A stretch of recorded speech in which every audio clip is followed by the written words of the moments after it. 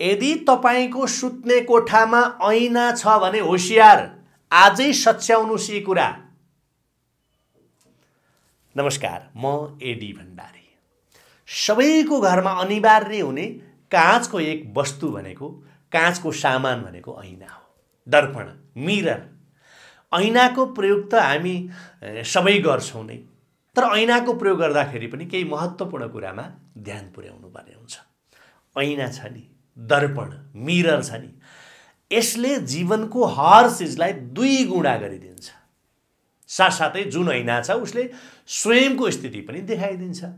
घरमा ऐनाको प्रयोग गर्दाखेरि त्यसैले सावधानीपूर्वक गर्नु पर्यो, सावधानीपूर्वक राख्नु पर्यो। ऐना कहाँ राख्ने, ऐना कहाँ लगाउने हो, सावधानीपूर्वक लगाउनु पर्यो। गलत स्थानमा ऐना लगाउनु हुँदैन। यो कुरामा हामी जानकार हुनुपर्छ। यही सन्दर्भ आज म तपाईलाई बताउँदैछु। ऐनाका विषयमा धेरै कुराहरू बताउनेछु। गलत स्थानमा ऐना राख्नाले, गलत स्थानमा ऐना झुन्ड्याउनाले, गलत स्थानमा ऐना टाङ्नाले तपाईँ र तपाईँको घरमा समस्या बढ्न सक्छ। ऐना पहिलो कुरा त हमेशा साफ सुथरा हुनुपर्छ। ऐनामा कुनै पनि धमिलोपना हुनु भएन, दाग धब्बा देखिनु भएन, सधैँ सफा हुनुपर्छ। ऐना र घरमा ज्यादा त्यो पनि है, धेरै ऐना मिरर घरमा नलगाउनुस्। धेरै ऐना भएको घर पनि राम्रो मानिँदैन। बाथरुममा पनि ऐना छ, बेडरुममा पनि ऐना लगाउनु भएको छ, लिभिङ एरियामा पनि ऐना लगाइएको छ। यो जतासुकै ऐना लगाउन मान्छेलाई हतार हुन्छ, हामीलाई हतार हुन्छ। तर ऐना लगाएको ठाउँमा पहिलो कुरा त प्रकाशको व्यवस्था राम्रो हुनु पर्यो। अँध्यारो ठाउँमा ऐना लगाउनु हुँदैन। अन्धकार यानि कि अँध्यारो ठाउँमा ऐना कहिल्यै पनि नलगाउनुस्। उज्यालो ठाउँमा मात्रै ऐना लगाउनुपर्छ। अँध्यारो ठाउँमा ऐना लगाउनाले हामीलाई धेरै प्रकारको हानि बेहोर्नुपर्ने हुन्छ। मेरो प्रिय महोदय, यो कुरामा पनि तपाईँ जानकार हुनुहुन्थेन भने आज मैले तपाईँलाई जानकारी गराएँ। अब गल्ती नगर्नुस्। बेडरुमको ऐनाको विषयमा कुरा गरौँ। अब अँध्यारो ठाउँमा झुक्केर पनि ऐना नलगाउनुस्। यदि तपाईँको घरको कुनै अँध्यारो स्थानमा ऐना छ भने तपाईँले बत्ती बाल्दा मात्रै देखिने स्थानमा ऐना छ भने बदल्नुस्। प्राय झ्यालको, ढोकाको हैन लाइटले तपाईँ भित्र छिर्न साथ आफस्याप ऐना उज्यालो देखिने अथवा हर समय उज्यालो रहिरहने ठाउँमा ऐना भएको राम्रो मानिन्छ कि। त्यसैले अलिकति यो विषयमा ख्याल राख्नु होला। अब बेडरुमको ऐनाको विषयमा चाहिँ धेरैजना मित्रहरूले प्रश्न पठाइरहनुहुन्छ मलाई, हैन बेडरुममा ऐना छ, म के गरौँ, हटाउन पनि मिल्दैन, के गर्छ र यसले, सोच सकारात्मक भइहाल्यो नि त्यहाँ हैन, अनेकन सवालहरू मलाई पठाइरहनुहुन्छ। सुन्नुस्, सुत्ने कोठामा बेडरुममा सकेसम्म ऐना नभएकै, नलगाएकै, नराखेकै राम्रो, नझुन्ड्याएकै राम्रो, नटाङ्गेकै राम्रो हुन्छ हैन। सुत्ने कोठामा दराज छ भने त्यसमा त्यो दराजमा पनि ऐना नभएको राम्रो मानिन्छ। ऐना नभएको दराज राम्रो मानिन्छ बेडरुममा, सुत्ने कोठामा। अब लाउनै पर्ने छ, ऐना राख्नै पर्ने छ, के गर्ने त? सुन्नुस्, तपाईको सुत्ने कोठामा तपाईँ सुत्दाखेरि तपाईको पैताला पर्ने दिशामा, पैतालातिर पर्ने गरी ऐना कहिल्यै पनि नलगाउनुहोस्। यो कुरामा भने तपाईँले एकदमै ध्यान दिनु होला। सुत्दाखेरि जता तपाईँको खुट्टा पर्छ त्यो दिशामा ऐना नलगाउनुहोस्। तपाईँ सुत्दाखेरि तपाईँको दायाँतिर पर्छ, ठिक छ। तपाईँ सुत्दा तपाईँको दाहिने हाततिर दायाँतर्फ ऐना पर्छ, फरक परेन। तपाईँ सुत्दा तपाईँको बायाँतिर ऐना पर्छ, ठिक छ। तर पैतालातिर, खुट्टातिर ऐना नपरोस्। यसले तपाईँको स्वास्थ्य खराब गर्छ। खुट्टा पैतालातिर पर्ने दिशामा ऐना लगाउँदा यसले तपाईँको स्वास्थ्यमा गम्भीर समस्या निम्तन सक्छ है मेरो प्रिय महोदय। त्यसकारणले बेडरुममा ऐना हुनुपर्छ, राख्नै पर्छ। बाध्यता छ भने तपाईँले यसरी सुत्दाखेरि दायाँ बायाँ पर्ने गरी गर्नुहोस्, पैतालातिर कहिल्यै पनि नपरोस्। यति कुरालाई मात्रै भए पनि सुत्ने कोठाको सवालमा हेक्का राख्नु होला। यति कुरामा त ध्यान दिन सकिन्छ होला नि। अब त मलाई गाली गर्नुहुन्न नि। यो वास्तुशास्त्रले भनेको कुरा हो, मैले निजात्मक रूपमा व्यक्तिगत रूपमा भनेको होइन हैन।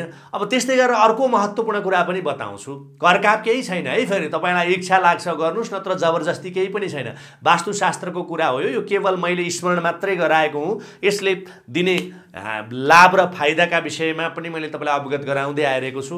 घरभित्र राख्ने चिज, घरभित्रको वस्तुलाई व्यवस्थित गर्ने सवालमा त्यसले दिने भाइब्सका कुरा, ऊर्जाका कुराहरू हैन, त्यसले उत्पन्न गर्ने इनर्जीका कुराहरू हुन् हैन। त्यसको फाइदा लाभ हानिका विषयमा तपाईँ पनि जानकार हुनुहुन्छ। थुप्रै भिडियोहरू तपाईँले पनि मलाई हेरेर कमेन्ट गर्दै आउनु भएको छ। म तपाईँप्रति कृतज्ञतार्थ छु नै।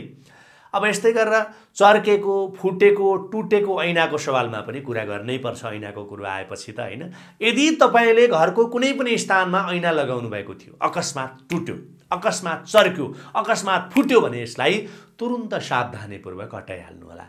टुक्रेको, फुटेको, चर्केको ऐना घरमा राख्नु हुँदैन, किनकि चर्केको, फुटेको ऐनाले जीवनमा असफलता दिन्छ। यसैले यस्तो ऐना कहिले पनि घरमा कुनै पनि दिशामा, कुनै पनि हालतीमा नराख्नुस्। यस्तो राख्नबाट जोगिनुस्, बच्नुस्। ऐना जहिले पनि चुस्त दुरुस्त अवस्थामा हुनुपर्छ भन्ने कुरामा हामी जानकार हुनुपर्छ। त्यस्तै गरेर हामीले हाम्रो सवारी साधन, मोटरसाइकलमा, गाडीमा भएको लुकिङ ग्लास हुन्छ नि, लुकिङ मिरर हुन्छ नि, ऐना हुन्छ नि, हो यो ऐना पनि हिँड्दै सवारी साधन चलाउँदै संयोगवश कसैसँग ठोकियो अथवा कसैले आएर लुकिङ मिररमा टच गरिदियो, अलिअलि चर्कियो। अब अर्काको कारणले हो भने त सकभर उसलाई नयाँ किनाउने प्रयत्न हामीले गरिरहेका हुन्छौँ। तर हाम्रो आफ्नै कारणले हो भने त्यस्तै मिरर, लुकिङ ग्लास हामी महिनौसम्म फेर्दैनौँ। चर्केको लुकिङ ग्लासकै भरमा हामी महिनौँ यात्रा गरिरहेका हुन्छौँ। कृपया यो मेरो अनुरोध छ तपाईलाई, यस्तो ऐनाले तपाईका निम्ति असफलता भित्र्याउँछ, व्यर्थको भागदौड भित्र्याउँछ। कृपया कहिले पनि चर्केको, फुटेको ऐना कुनै पनि सवारी साधनमा राखेर प्रयोग गरेर तपाईँ नहिँड्नुस्, यात्रा नगर्नुस्। तपाईलाई यो मेरो अनुरोध भयो है। यसले कुनै पनि हिसाबले फाइदा गर्दैन। त्यस्तै अर्को कुरा, हाम्रो घरमा, हाम्रो झ्यालमा सिसा छ, काँच छ, ढोकामा काँचको प्रयोग भएको छ, सिसा छ भने के कुरामा ध्यान दिने त? तपाईको घरको दरवाजा यानी ढोकामा अथवा झ्यालमा लगाएको ऐना कहिल्यै पनि पारदर्शी हुनु हुँदैन। छ्याङ्गै भित्रको बाहिर, बाहिरको भित्र देखिने खालको काँचको प्रयोग घरमा कहिल्यै पनि गर्नु हुँदैन। पारदर्शी सिसा वा काँच कहिले पनि घरको झ्याल ढोकामा प्रयोग नगर्नुहोला। भित्रबाट देखिने तर बाहिरबाट नदेखिने टाइपको वा धुन्धली टाइपको भन्छन् नि, हो यो धुन्धली टाइपको, त्यस्तो टाइपको सिसा काँच लगाउनु उत्तम मानिन्छ। घरको झ्याल ढोकामा सिसा काँच लगाउँदाखेरि यो कुरा विचार गरौँला। यदि तपाईले आफ्नो अब झ्याल ढोकाको विषयमा त तपाईलाई यति भए प्रशस्त हुन्छ, सिसा काँचको विषयमा भनिरहन धेरै परेन। अब सपनामा काँच देख्नुभयो भने के हुन्छ त्यो विषयमा कुरा गरौँ न। काँचका वस्तु सरसामान तपाईले सपनामा देख्नुभयो मान्नुस्, के हुन्छ त? सुन्नुस्, सपनामा काँच देख्नु भनेको नयाँ सम्बन्धको सुरुवात हुन सक्ने कुराको संकेत मानिन्छ। सपनामा फेरि तपाईले के गर्नुभयो? काँच देख्नुभयो, काँचबाट बनेको कुनै त्यस्तो वस्तु सामग्री देख्नुभयो, कोही कसैसँग तपाईको नयाँ सम्बन्ध जोडिन सक्छ, नयाँ सम्बन्धको सुरुवात हुन सक्छ भन्ने अर्थ लाग्छ।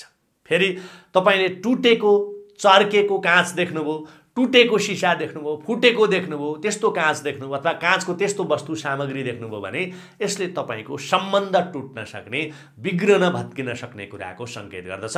यस्तो सपनाले तपाईको सम्बन्धमा दरार आउने संकेत गर्दछ। यस्तो सपना चाहिँ राम्रो मानिँदैन। यस्तो सपनाले तपाईलाई कुनै पनि हिसाबले लाभ पुर्याउँदैन है। अर्को कुरा सुन्नुस्, तपाईको स्वास्थ्यमा अचानकको समस्या देखिन सक्ने कुराको संकेत पनि बुझिन्छ फेरि यो सपनाले। एउटा त सम्बन्धको कुरा भयो, अर्को आकस्मिक स्वास्थ्यमा आउन सक्ने परेशानीको कुरा हो। यो स्वास्थ्य खराब हुन सक्ने कुराको संकेत पनि हो। यो सपनामा चर्केको, टुटेको काँच देख्नु हैन, काँचको वस्तु सामग्री देखिनु है। अर्को कुरा भन्न बाँकी छ, उपहारमा काँचको वस्तु सामान दिनु राम्रो होइन है। अर्को कुरा, उपहारमा काँचको वस्तु वा काँचको सामग्री उपहारमा कोही कसैलाई दिनबाट बच्नुपर्छ। वास्तुशास्त्रले कृपया यो गल्ती नगर्नु भनेको छ। ऐना, सोपिस ऐनाको अथवा काँचको वस्तु कुनै त्यस्तो सोपिस उपहारमा दिनाले सम्बन्ध बिग्रन सक्ने, टुट्न सक्ने सम्भावना एकदमै प्रबल हुन्छ। तसर्थ काँचबाट बनेको वस्तु सरसामान कसैलाई चाहे जतिसुकै नजिकको व्यक्ति किन नहोस् उपहारमा नदिनु होला। ऐना, मिरर वा काँच, सिसाका विषयमा आजको सन्दर्भ चाहिँ यति। आजको भिडियोमा मैले तपाईलाई जति कुरा बताएँ, आजको यो विशेष सन्दर्भ तपाईलाई कस्तो लाग्यो? मन परे शेयर गरिदिनुस्, मन परेन भने के मन परेन सभ्य भाषामा कमेन्ट गरिदिनु होला। अहिलेलाई बिदा माग्छु। जय होस्।